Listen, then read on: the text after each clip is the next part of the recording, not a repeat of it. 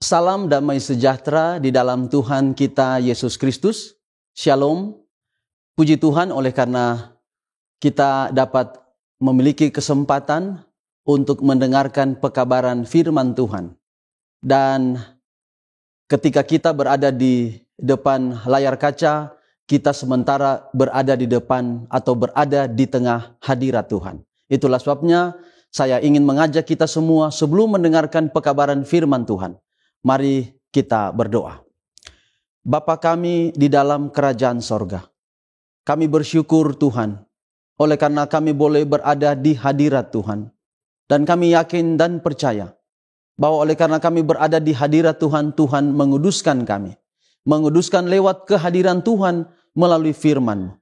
Hamba-Mu yang akan membagikan firman Tuhan Engkau berkati, agar pekabaran yang hamba-Mu bagikan, boleh hamba dapat sampaikan dengan baik dan benar, dan setiap pendengar yang mengikuti pekabaran firman Tuhan ini boleh dikuatkan, dan pada akhirnya kami semua boleh menuruti apa kata firman Tuhan. Inilah menjadi doa kami. Terpujilah nama Tuhan. Dalam nama Yesus kami telah berdoa. Amin. Sahabat Teduh Cornelius Media, saya ajak kita akan mendengarkan pekabaran firman Tuhan. Pada saat ini saya beri judul Mata Iman. Kita sangat mengenal sosok Musa. Musa adalah seorang tokoh Alkitab yang semua orang ingin rindu mendengarkan kisah atau ceritanya. Musa hidup 120 tahun. Dan jika kita memperhatikan dengan saksama, maka 120 tahun hidup Musa itu dapat dibagi dalam 3 part atau dalam 3 bagian atau 3 tahap. Dan 40 tahun yang pertama adalah tahap yang pertama. Tahap yang pertama adalah masa di mana Musa dilahirkan, kemudian dia mengikuti pendidikan di Mesir. Tetapi masa pendidikan itu tidak terlepas dari pendidikan agama Ibrani pada tahun-tahun permulaan kehidupan Musa. Dan selama 40 tahun ini, dia belajar tentang banyak hal dan dia unggul dalam intelektual dan kemudian perkembangan mental. 40 tahun kedua adalah ketika dia harus meninggalkan Mesir dan tinggal bersama Yitro di padang Midian. Di sana dia menikah dan membangun keluarga. Dia juga banyak belajar selama 40 tahun itu di dalam kehidupan bersama dengan Yitro. Lalu kemudian 40 tahun yang ketiga, yaitu saat Musa berumur 80 tahun. Dan dalam Keluaran 7 ayat 7 berkata, adapun Musa 80 tahun umurnya dan Harun 83 tahun ketika mereka berbicara kepada Firaun. Jadi selama 40 tahun inilah Musa memimpin bangsa Israel dalam perjalanan pulang ke negeri perjanjian. Jadi kalau kita simpulkan, 40 tahun pertama Musa masa pendidikan di Mesir, 40 tahun kedua Musa memilih bergabung dengan umat-umat Tuhan, tetapi kemudian dia harus menyingkir ke Midian, tinggal dengan Yitro, lalu kemudian 40 tahun ketiga, yaitu di usia 80 sampai 120 tahun. Musa betul-betul dipakai atau digunakan oleh Tuhan untuk membawa bangsa Israel keluar dari Mesir. Dalam Ulangan pasal 32, Ulangan pasal 32 ayatnya yang ke-40 hingga ayat 50. Ulangan 32 ayat 48 hingga ayatnya yang ke-50. Dengan perikop ajal Musa mendekat. Pada hari itulah juga Tuhan berfirman kepada Musa, naiklah ke atas pegunungan Abarim, ke atas gunung Nebo yang di tanah Moab di tentangan Yeriko, dan pandanglah tanah Kanaan yang kuberikan kepada orang Israel menjadi miliknya. Kemudian engkau akan mati di atas gunung yang akan kau naiki itu, supaya engkau dikumpulkan kepada kaum leluhurmu, sama seperti Harun, kakakmu, sudah meninggal di Gunung Hor dan dikumpulkan kepada kaum leluhurnya. 40 tahun ketiga akan segera berakhir. Musa hampir mendekati usia 120 tahun. Dan bangsa Israel sudah sedikit lagi akan tiba di tanah Kanaan. Tetapi kaki Musa harus berhenti di Bukit Nebo. Musa tidak diizinkan Tuhan untuk memasuki negeri Kanaan. Bahkan Tuhan katakan bahwa Musa akan mati. Dalam Ulangan pasal 34 ayat 7 berkata, Musa berumur 120 tahun ketika ia mati. Matanya belum kabur dan kekuatannya belum hilang. Mungkin saja saat Musa mati, saat itu juga dia berhari ulang tahun yang ke-120 tahun. Karena informasi dari firman Tuhan. Ulangan pasal 33, Musa mengumpulkan bangsa Israel dan memohon doa, dan di sana disebutkan berkat Musa kepada suku-suku Israel. Dia memohon berkat kepada bangsa Israel. Ada pekabaran yang sangat penting yang perlu kita perhatikan. Musa tidak diizinkan Tuhan untuk memasuki tanah Kanaan. Mengapa? Bilangan pasal 20 di sana mengisahkan cerita bahwa Musa tidak menuruti perintah Tuhan. Dan kita tahu ceritanya, tempat itu adalah Meriba. Tuhan tidak kompromi dengan dosa. Tapi dalam kemurahannya, Tuhan menyediakan sesuatu yang jauh lebih dari sekedar masuk ke tanah Kanaan. Ulangan 34 ayat 1.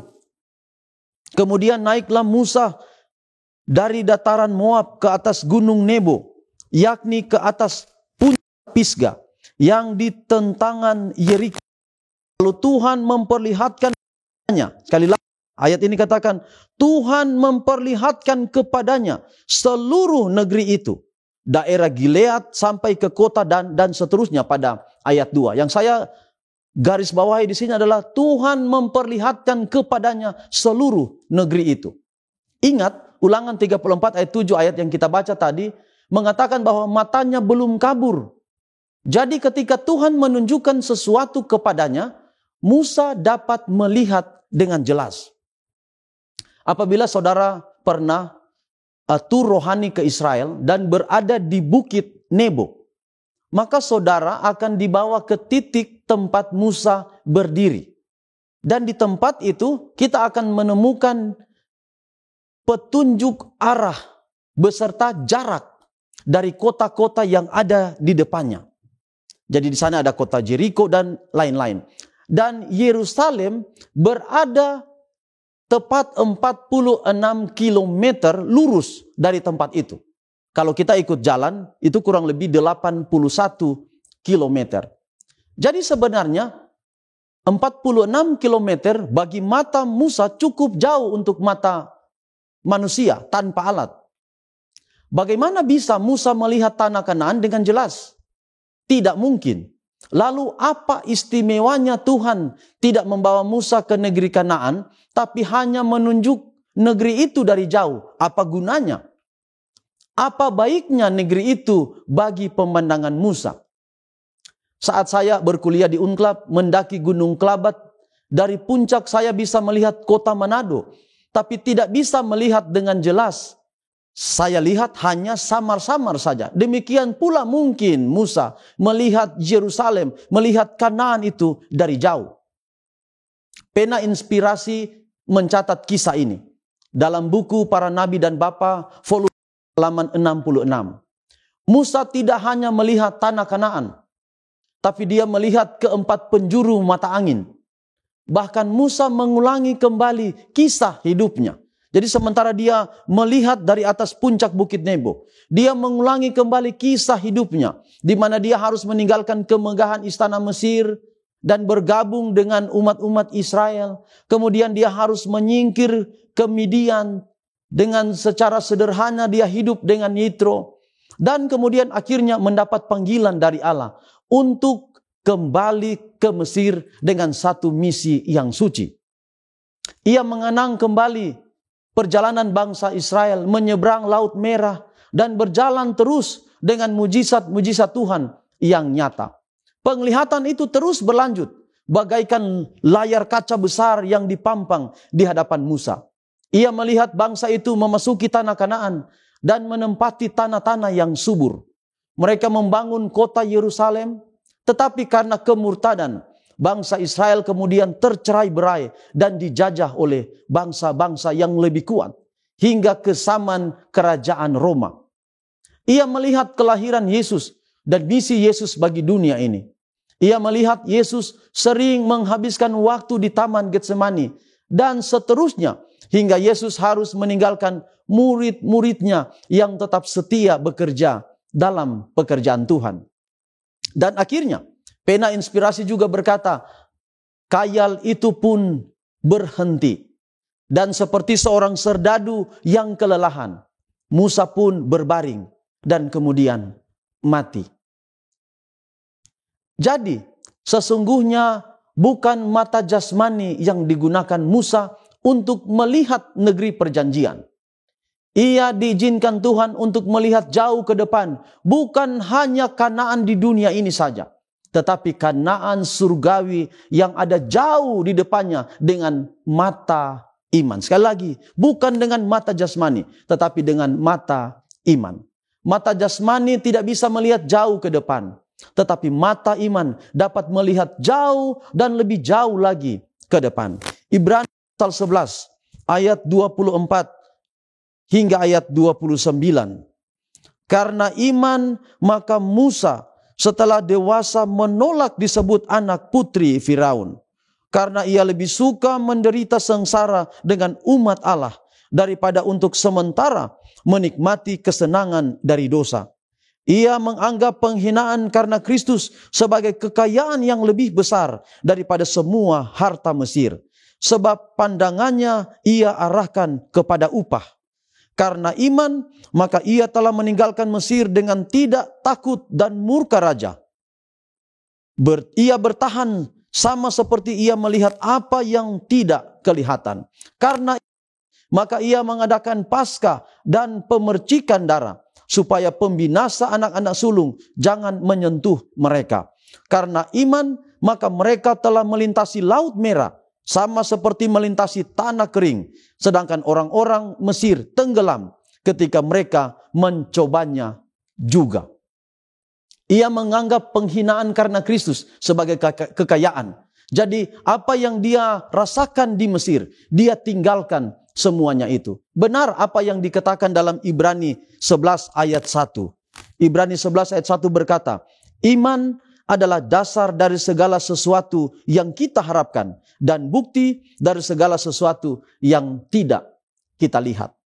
Sahabat teduh Cornelius Media yang Yesus kasihi, kita perlu mata iman untuk dapat melihat jauh ke depan.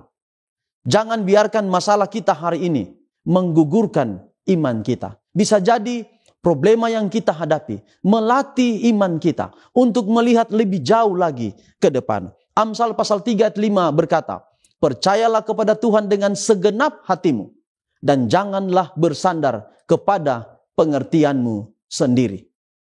Karena Yesus juga berkata, barang siapa percaya kepadanya tidak binasa, melainkan beroleh hidup yang kekal. Musa tidak ada lagi, tetapi contoh yang Musa teladankan kepada kita saat ini, kiranya dapat kita praktekkan. Kalau kita tinggal di dalam Yesus, kuat di dalam Yesus, kita memandang ke depan.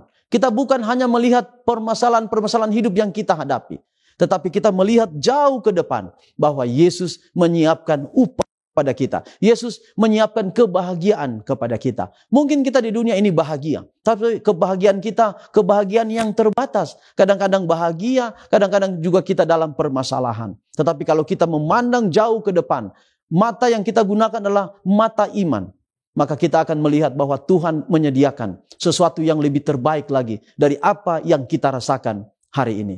Sahabat teduh Cornelius Media, biarlah kiranya Tuhan memberkati kita semua, memberkati saudara-saudara, agar memiliki iman yang teguh kepada Tuhan.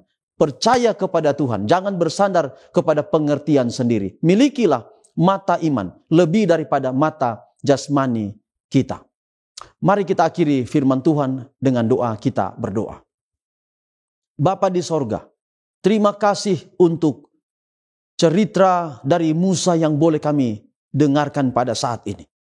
Biarlah itu akan menguatkan kami, bahwa kalau Tuhan memberikan mata iman yang kuat kepada Musa, Tuhan yang sama juga memberikan kepada kami mata iman yang kuat, untuk dapat melihat bukan hanya hal-hal yang terjadi pada hari ini saja, pada saat ini saja, pada detik ini saja, tetapi ada upah yang Tuhan sediakan jauh di depan kami. Sehingga dengan demikian ya Bapa, kami akan kuat menghadapi tantangan hidup. Kami akan tetap bergantung kepada Tuhan, percaya kepada Tuhan. Memberkati setiap pendengar yang sudah mendengarkan, bahkan ada di dalam ibadah, bahkan ada di dalam renungan di hadirat Tuhan saat ini. Tuhan berkati. Biarlah firman Tuhan ini akan menjadi kekuatan bagi kami untuk terus berjalan setia kepada Tuhan sampai Maranatha. Inilah menjadi doa kami. Ampunilah dosa kami, terpujilah nama Tuhan. Di dalam nama anak-Mu Yesus Kristus, kami persembahkan doa ini. Amin.